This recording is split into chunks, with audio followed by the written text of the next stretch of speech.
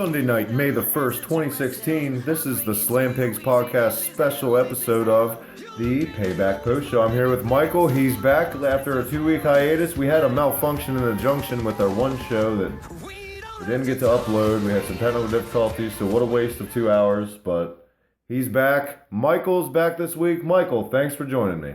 Happy to be here. Glad to be back for Slam Pigs 9. Not probably as good as WrestleMania 9, but it'll do. No. Glad to be back. Glad I wasn't permanently replaced. Well, we had Frost on. Did you hear that episode? I did hear that. It scared me a little bit. I thought maybe I was replaced. No. As I said earlier, you're the heart and soul of this show. So how could we do this? How could I do this show without you here? Well, I'm glad you feel that way. I hope you guys listening feel that way too.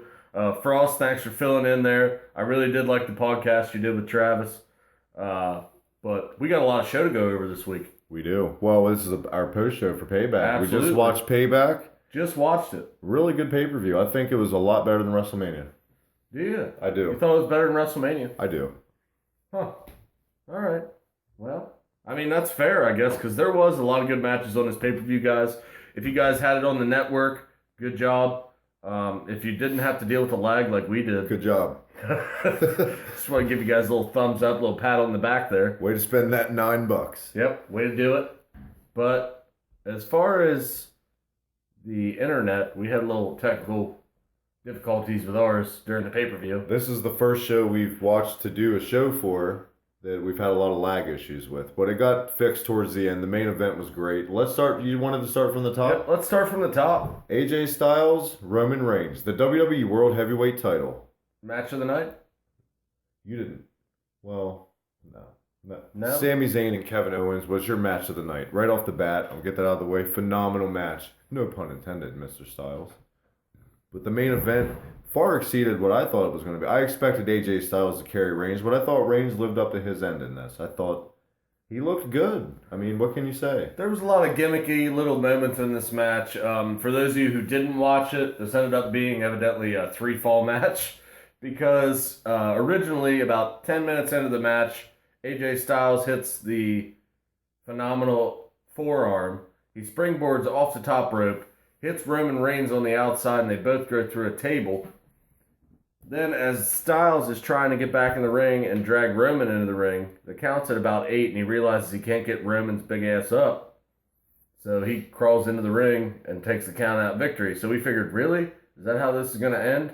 And then what happened, Travis? Shane McMahon comes out. And once I saw the count out, at first I was like, really? But then I started thinking, no way, they're going to end it like that. You cannot end any show like that, unless it's like a weekly television show.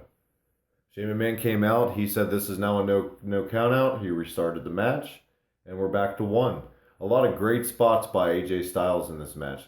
The Superman punch and the Pele kick simultaneously, awesome. The forearm to the outside through the table, best spot of the night. Great. I mean, I really enjoyed this match. But then what happened after this? There was also a great clothesline there on the outside. Oh yeah. A big flying clothesline where Reigns, we thought maybe snapped his back getting over that guardrail, but it definitely looked good. Roman sold it well. AJ definitely did his part. But after the first stoppage and restart, they get back to it. And as AJ's coming off the top for whatever move he's trying to do, Roman hits him with a punch that hits him right in the groin. Right in the Styles. So the referee stops the match, calls for the bell, calls a disqualification. AJ Styles wins again. So this is 2 falls where AJ Styles has won, and we think it's over again. Like, really? And then what happens, Travis? Here comes Stephanie McMahon. And see, going out of order, this kind of is a spoiler alert if you didn't see the show, what the segment with Vince was. Waste of time. A waste of time, long story short. Shane McMahon and Stephanie McMahon co-own Raw. That's why both came out. Stephanie McMahon does the same spot, says the match must restart, but now it's a no DQ. Now it's no count out, no disqualification. And at this point, you're just waiting on the Bullet Club to come out. Yeah. This basically sets up the Bullet Club.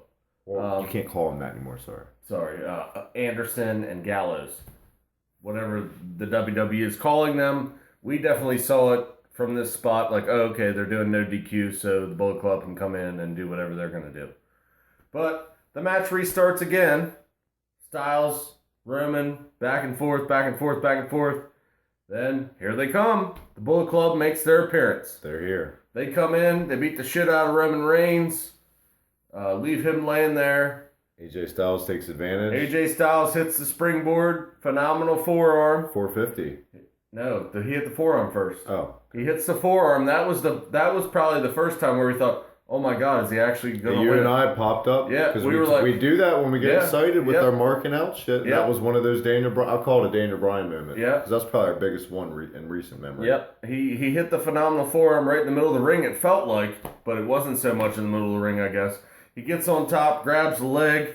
You see the ref count 1, 2, and as he's coming down for the 3. Leg on the ropes. And I thought Roman played that spot well. Yep. Roman gets his leg on the ropes. Guys, we're not going to be like the majority of podcasts and totally shit on Roman Reigns, even when he deserves credit. When the credit's due, because I don't personally hate Roman Reigns. I hate how he's booked. Yeah.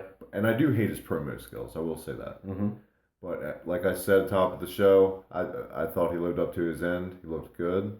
This may have been his coming out match to maybe get some sort of respect to the fans. Because Cena was shit on for years because he always had crap matches. Mm-hmm. You know what I mean? But look at who his dance partners were. The main event guys back when Cena was... I thought his matches with Shawn Michaels weren't even, like, incredible. No, I thought they were overrated. They were good for a Cena match. True. But he also got Shawn Michaels in the end of his career. If he'd got Shawn Michaels in his prime, Shawn Michaels and John Cena might have put on a much better match. Well, that leads to another question. Is AJ Styles in his prime? Or is he just over his prime? Well, how old is AJ? He's not 40 yet, right? He's still in his 30s? Late 30s. Yeah.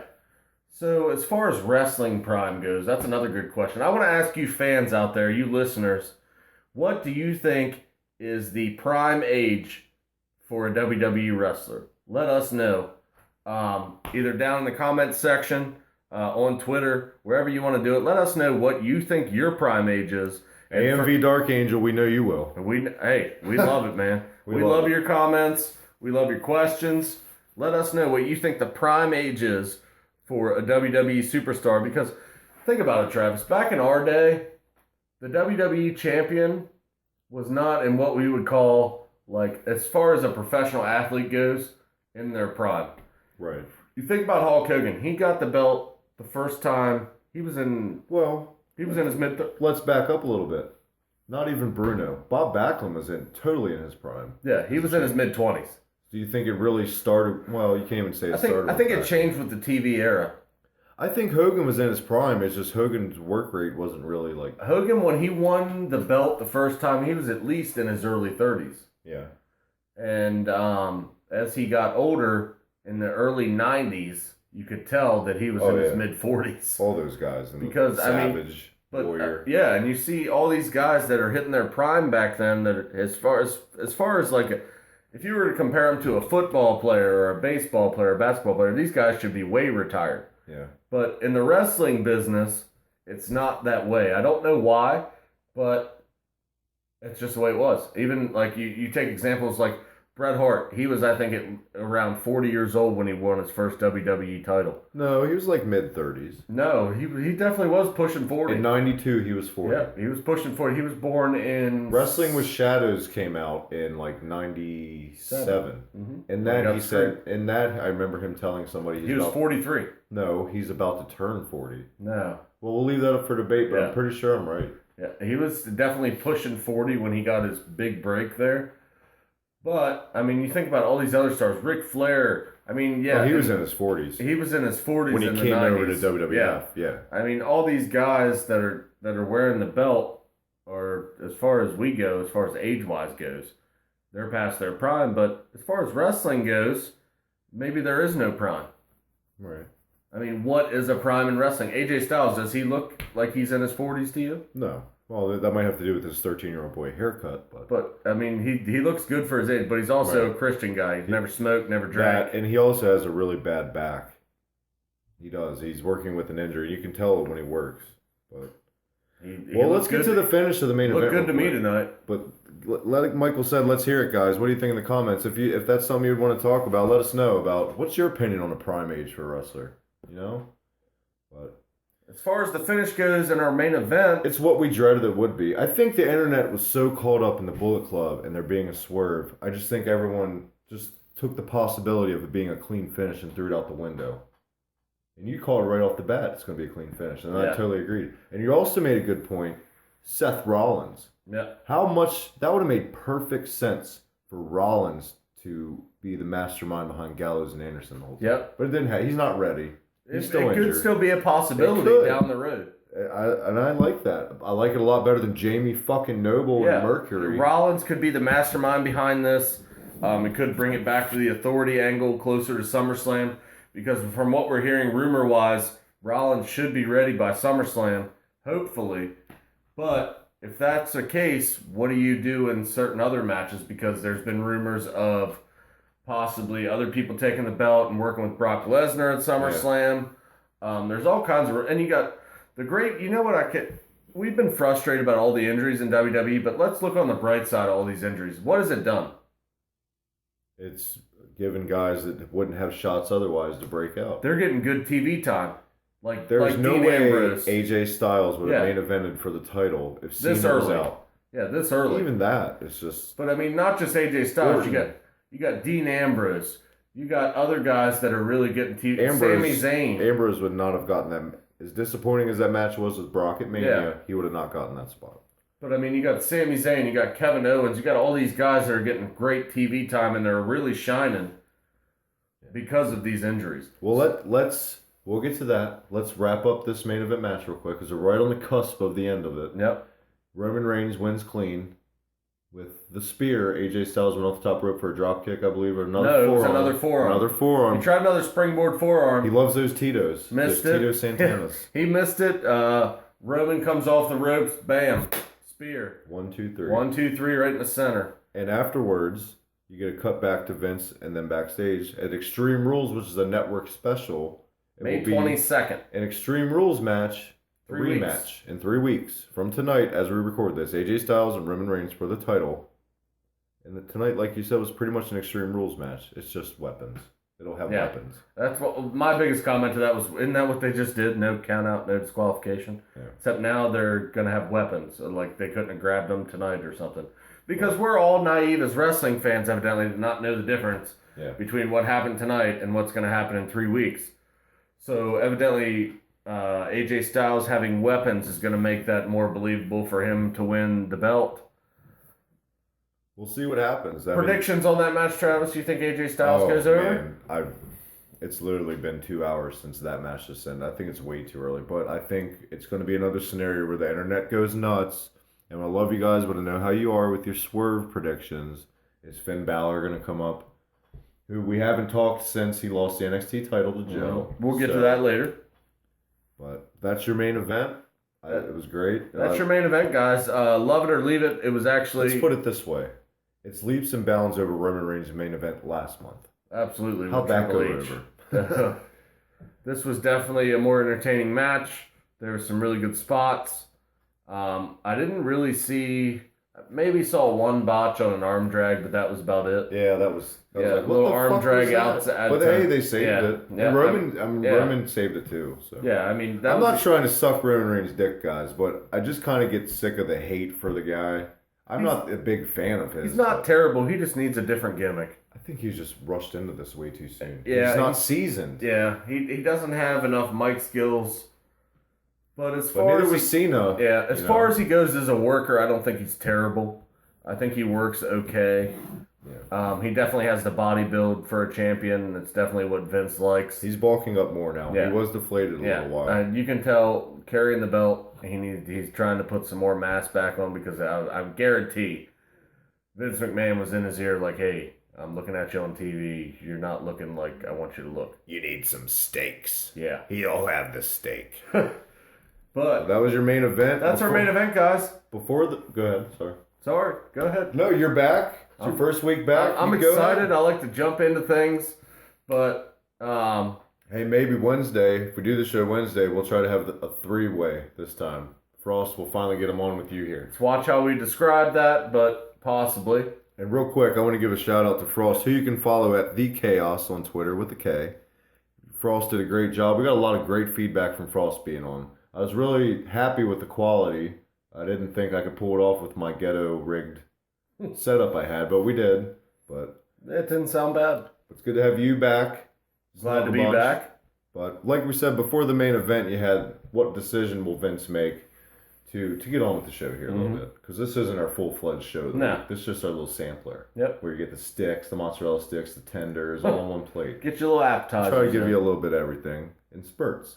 But who's going to run Raw? Shane or Stephanie? Like we said, they're going to run it together. This is the only thing I want to bring up about this, because it was pointless, like you said. Where does Triple H fit in all this from here on out? Does he just stay behind the scenes from now on? Do you think that was his swan song? Do you think he's an on-air NXT manager now, like general manager? I think this is just a lead up. I think these two, as far as when I say these two, I'm talking about Stephanie and Shane. You think this leads to Shane and Triple H at SummerSlam? Absolutely. That's what I think it's going to lead to. I think it's going to be a Shane and Triple H match at SummerSlam for control of the company.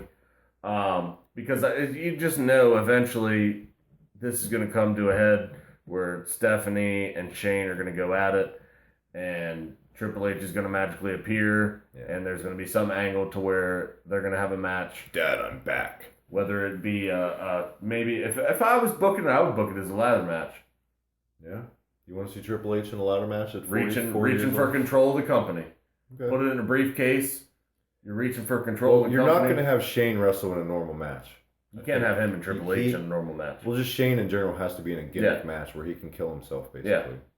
Yeah. That's how I would book it, ladder match style, with the contract for control of Raw.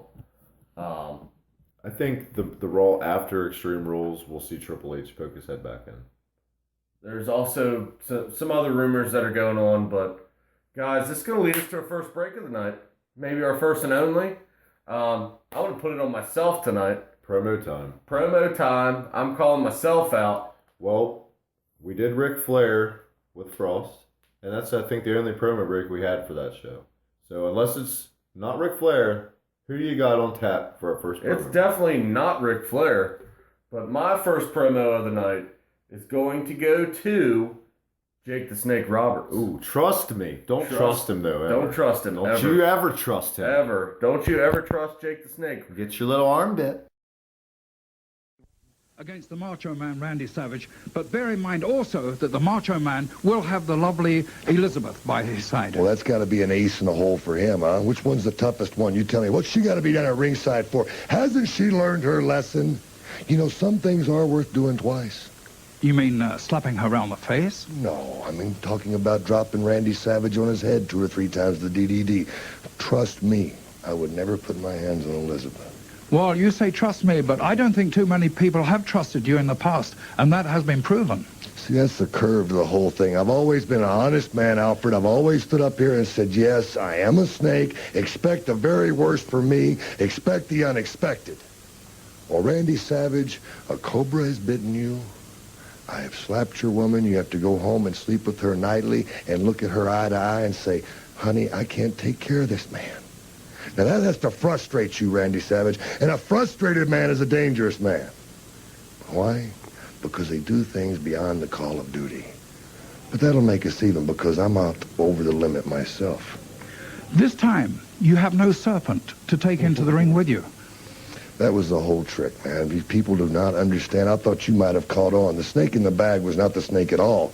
This is the snake, and you know that. Trust me. This match coming up very, very shortly. Stay with us. We'll be right back.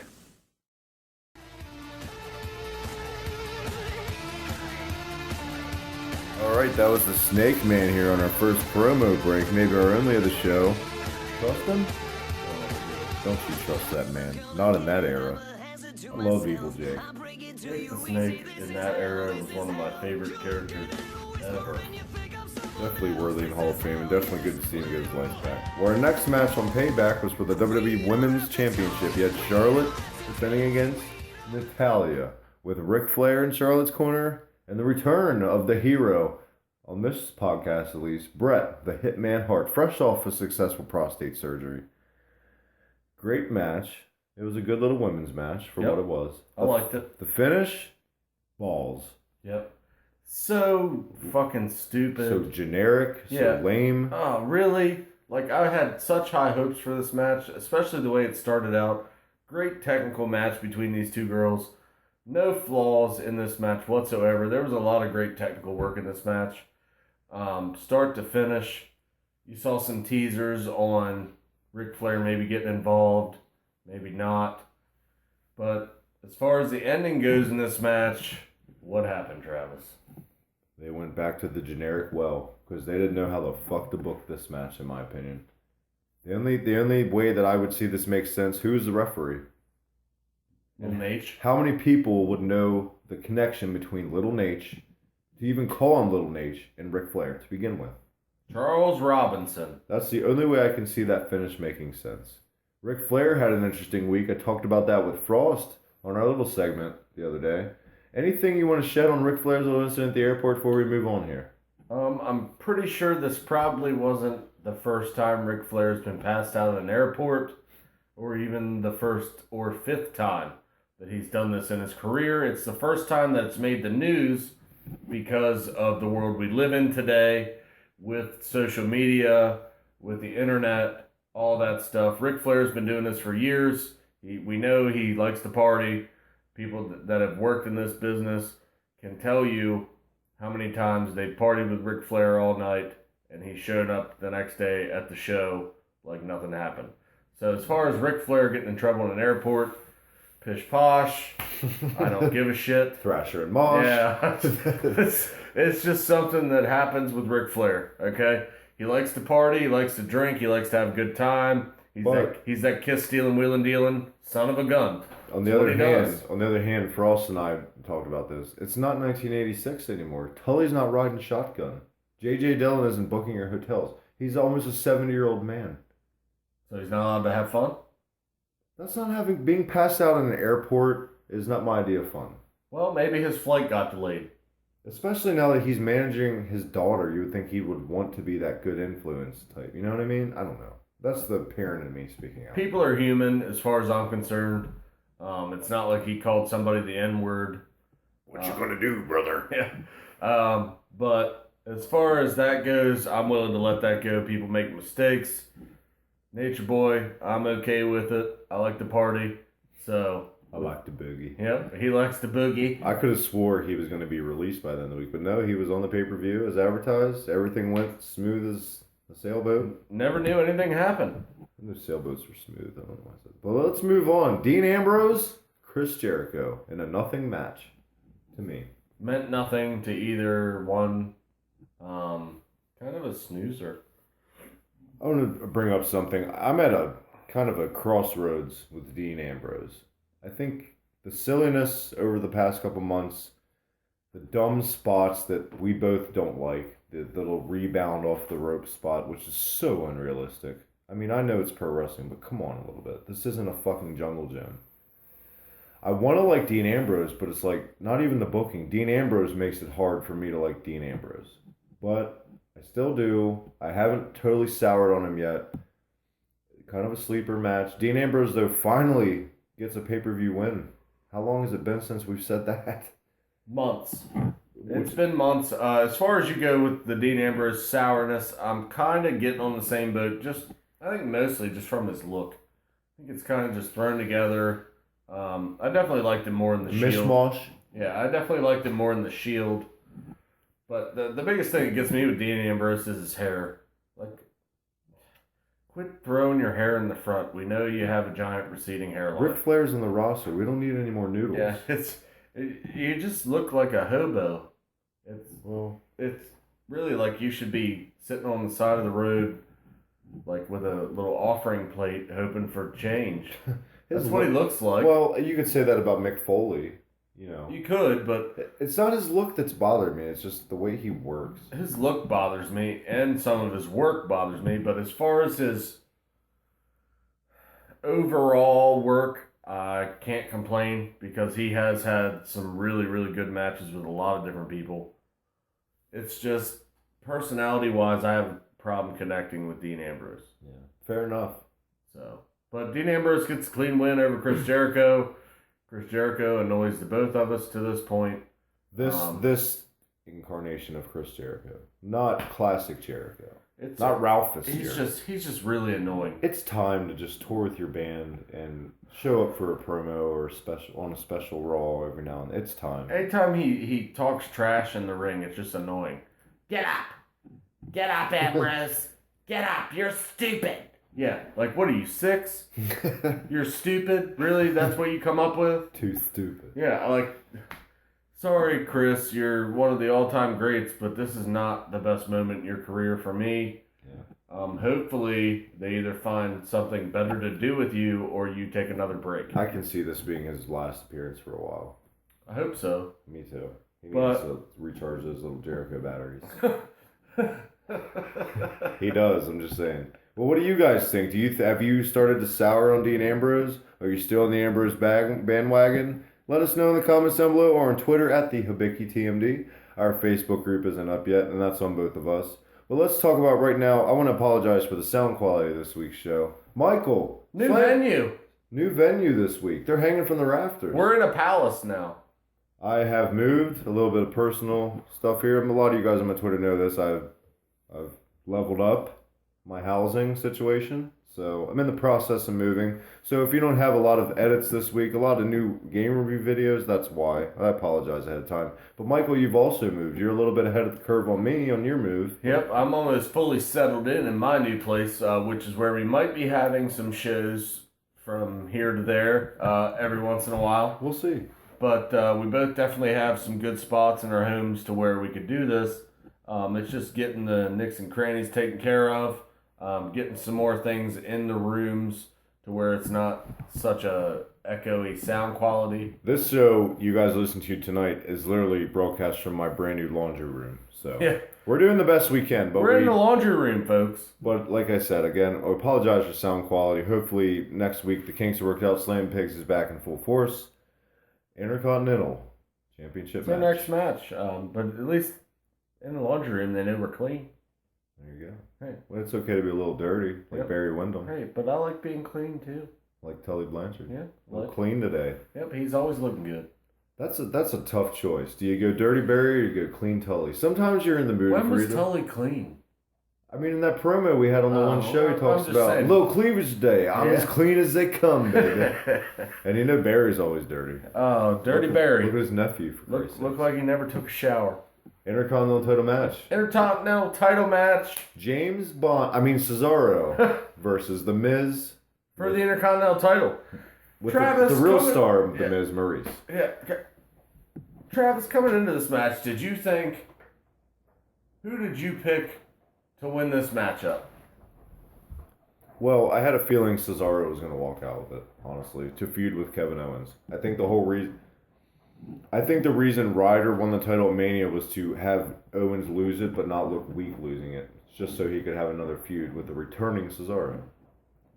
This finish, I know why they did it. I get it. I'm not a fan of it because I'm a big Cesaro fan. It's pouring rain right now, so I don't know if you guys are going to hear that on the podcast, but apologize again. It literally just started pouring. When we talk about The Miz, it started pouring rain. Yeah, Fucking Miz. That's what happens. Fuck When it the rains, Cleveland it Indians. fucking misses.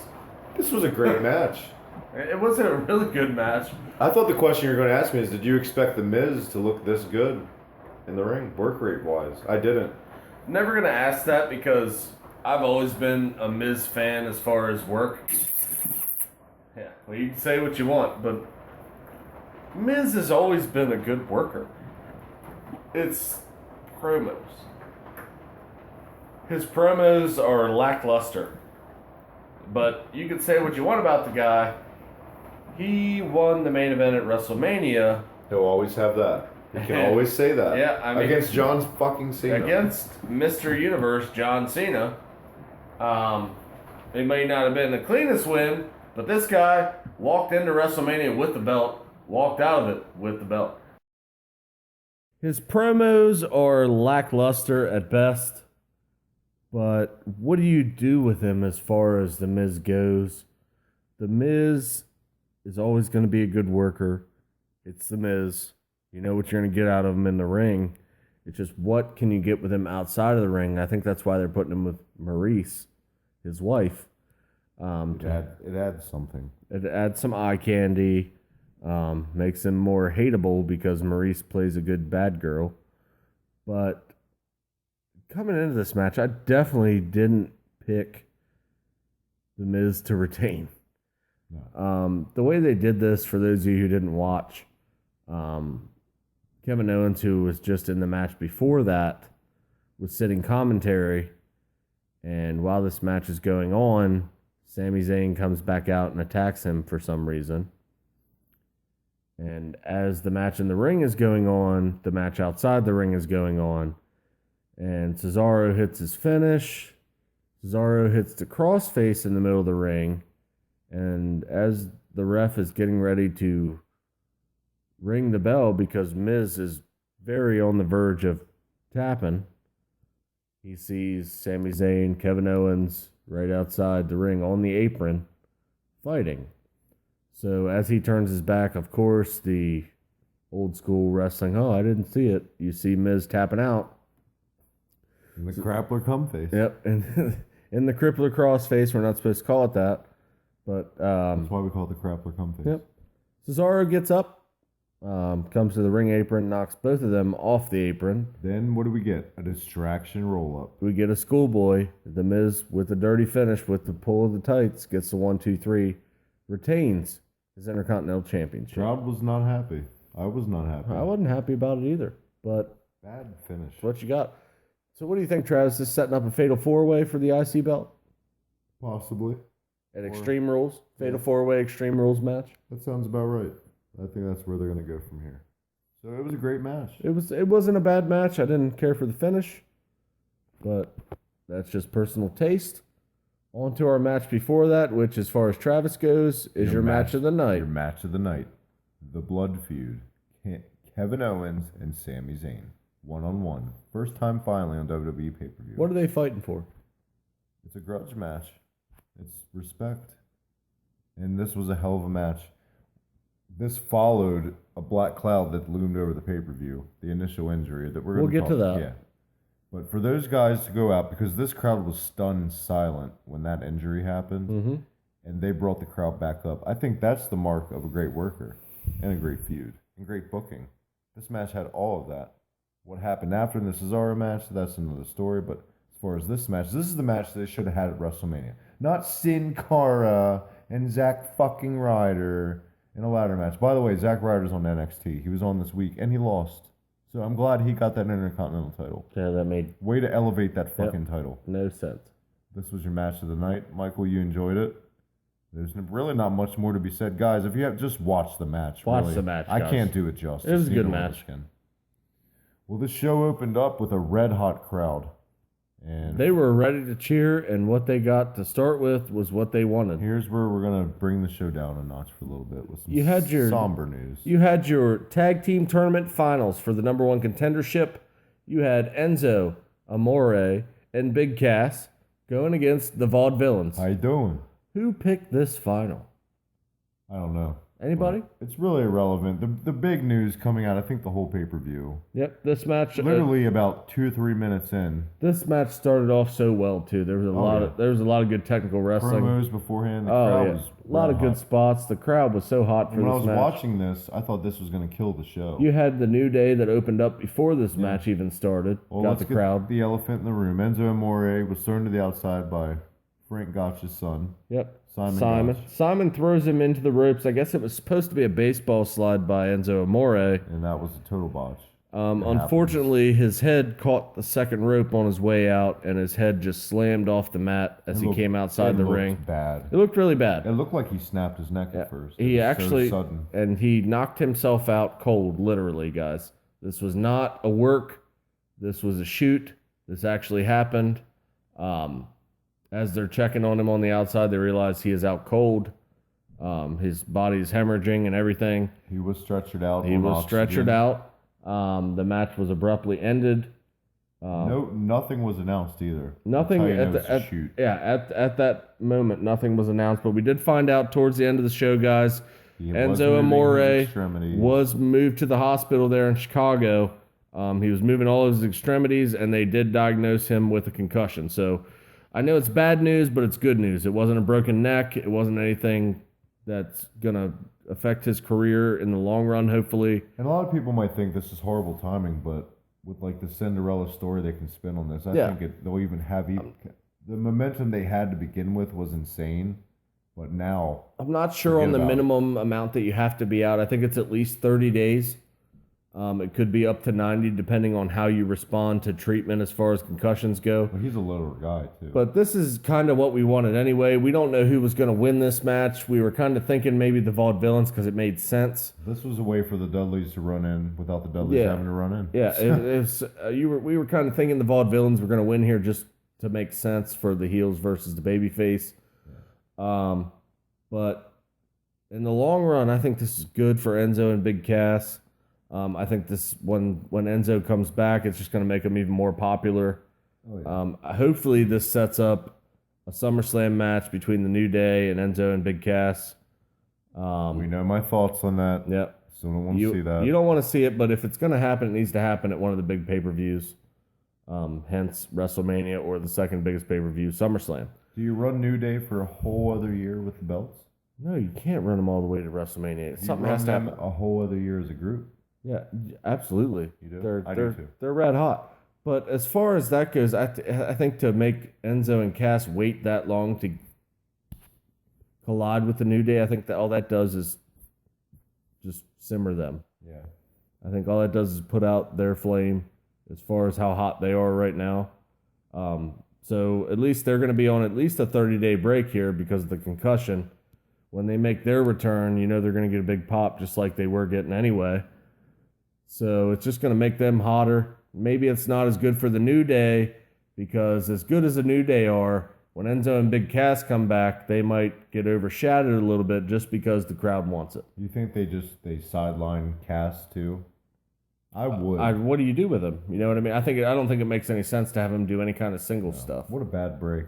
You know what I mean? It's a bad break, but I think in the long run, a good break. It could end up being a real big break for them.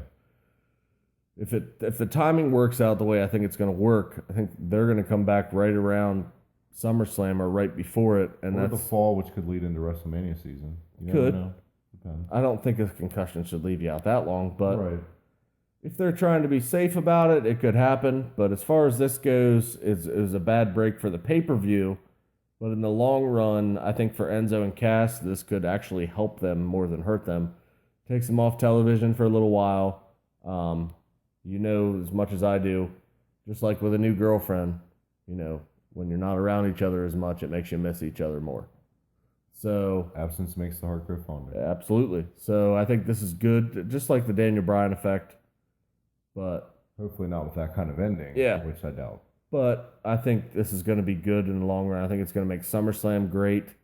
From the rumors I'm hearing about some possible SummerSlam matches, I'm hoping it comes true. Rollins should be back by SummerSlam. Yeah, they're saying possibly SummerSlam he could be back. So this could be a really good card because you know you're going to have Cena back by then. Hopefully, we haven't heard much about Orton, but hopefully Orton could be back by then. This could be a stacked card. Yeah. Depending on what they do with it. So, but that was our show, guys. That was the pay-per-view. Payback. That was Payback. I give it 2 thumbs up. I really enjoyed it. I gave it a 7 out of 10. 7? I'd have to go 8.5 at least. My problem is obviously the injury with Enzo there damper, takes it out of it, and also the Ambrose versus Jericho match kind of was a. But other than that, they love to promote at the beginning of this and the whole intro. This is the new era. Yeah, and I did kind of feel that tonight. Yeah, in a way, I did. It definitely It wasn't. really feels like the only WWE we got was the New Day and Jericho and Ambrose. Other than that, it felt like I was watching fucking NXT with Roman Reigns. You know what I mean? Yeah. And I like it. It was overdue. A lot of wrestling, very little talking. Yeah. That's how I like my pay-per-views. It's long overdue to mix things up. Yeah. In WWE. I definitely like the mix of new talent on these pay-per-views. No Fandango. Just really? I got to get one of those in. Okay. I was just checking. We're talking about the odd man out, the NXT darlings, Tyler Breeze. That's sad. He's become a jobber. We talked about that a couple weeks ago. Yeah. His push lasted not very long. He never had one. Yeah, he started with Dolph, and obviously Vince just didn't like it. Well, that was Payback. Anything you want to say about because I haven't had you on the passing of China. Any memories of China? I had a lot of memories of China. That was back as I'm growing up. China. I remember my first memory of China was her first appearance on television. When she shook Marlena like yes, a little on Monday Night Raw. wrestling buddy. Yep. I remember the first time she was there. So many WrestleManias I remember her from. Obviously remember her winning the Intercontinental belt from Jeff Jarrett in a good housekeeping match. I'm sure that's Jeff Jarrett's proudest match. Yeah, that was his last match in WWE. So, for good reason. But as far as China goes, sad story. We obviously know the last few years of her life probably weren't her proudest. It's been a roller coaster. The Between, porn, the drugs. Yep, her work choices, her personal choices. She did move to Japan for a couple years as a teacher. Yeah. She cleaned up her act, and it's like a year after moving to the States, and it was official. She died of a drug overdose. Yeah. Obviously, she couldn't get past her inner demons. I'm sad for that. I definitely thought she helped change the business for women. Back when it was very gimmicky, they were just mostly managers. She brought it back to women's wrestling. Yeah. To where they could be taken. Yeah. As much in the Attitude Era as women's wrestling. Not like she wasn't like an in-ring technician or anything, but she definitely made you look at women a little different. I think women's wrestling is now taken the most serious it's ever been taken. Yeah. But as far as her look, you've never seen anybody like China before. Oh no! Remember Asia? Yeah. WCW. Yeah. Big, bulky, muscular woman. Okay. Fuck, marry, kill. Out of respect, we won't even put China in there. Nicole Bass. Remember her? Mm-hmm. Asia. Mm-hmm. Linda McMahon. You gotta fuck one, marry one, kill one. Ooh. That's what we do in the Slam Pigs. We're top of the head, especially on these post shows, baby. PBR's in the house this week, guys. Not your standard natty. All right. Fuck one, kill one, marry one. I'm gonna fuck Linda Bass. Wait a minute. Linda Bass. Who the hell is Linda Bass? Sorry, Is that Ron sorry. Bass's sister? I'm sorry. Is she a horseshoe champion of the Midwest? I'm gonna fuck Nicole Bass. Ooh. Okay. I'd kill Nicole Bass personally. Really? All right. I'd fuck Asia. I'm gonna kill Asia. Obviously, we'd both marry Linda. Who wouldn't marry Linda? Yeah, she's rich. Turn those lights off, baby. Yeah. Beauty's only a light switch away. Well, there you have it. Hot off the presses.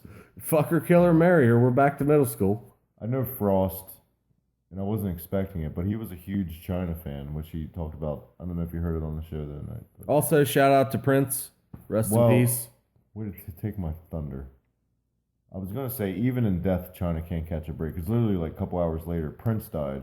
And China was the #1 trend on Twitter while she died. But, I mean, fucking Prince. Let's be real here. Our mother was a big Prince fan. But it's like I told Frost, I was never a huge China fan. I'll be completely honest. Even in her prime, I wasn't a big China fan. I thought, for what little mic time she got, I thought she was awful. Oh, she wasn't very good on a microphone. This means no disrespect to China, but I just want to be honest. She wasn't very good on a microphone. I didn't think she was the shits. I just, it's very sad. I thought she revolutionized the business a little bit, just with her look. The Eddie Guerrero pairing was pretty good, and I thought she actually got Triple H over. Mm-hmm. You know what I mean? Anything else you want to talk about here before we send it home in the special post show? Can't think of anything else besides, hey guys, let us know what you thought. Keep those questions, comments, concerns coming on the Hibiki TMD. Don't come on the Hibiki TMD. I said keep them coming. You I said didn't keep say them coming on Hibiki TMD. Please don't come on me. I'm good. You see, this guy's got to take it back to fucking high school. Hey. I think everybody knew what I meant there. I didn't. You're only as old as you feel. Okay. Well, you only come here as I much was as trying you know. to give you a fucking nice little plug, but well, go ahead. you just you know what? You just want to shit on it. Pretend I'm not here. Nope, plug away. It's too late. You Did I already just say did it. plug away after Yeah. a Now you're joke? yeah. Now I'm just you don't want me to come myself. on you, but you want us to plug away. So you figure out what you want. All right. Make up Michael, your mind. Mike, it's good to have you back. I'm sorry Bo Dallas stole your wrestling attire. We'll address that this week on Slam Pigs podcast. Yeah, I'm a little upset about it. Thank you for being here. Thank Guys, you for having me. No problem. And we'll see you Wednesday. Guys, be sure to follow us on the Hibiki TMD on Twitter, on Facebook at the Hibiki TMD on Facebook for all your retro video game retrospectives, histories, video game music, and this Measly Little Wrestling podcast. This is Mike, alongside me, Travis, in our brand new beautiful venue to record this show. Like I said, we'll have all the kinks worked out next week here on the Slam Pigs podcast. See you guys Wednesday. Have a great couple of days.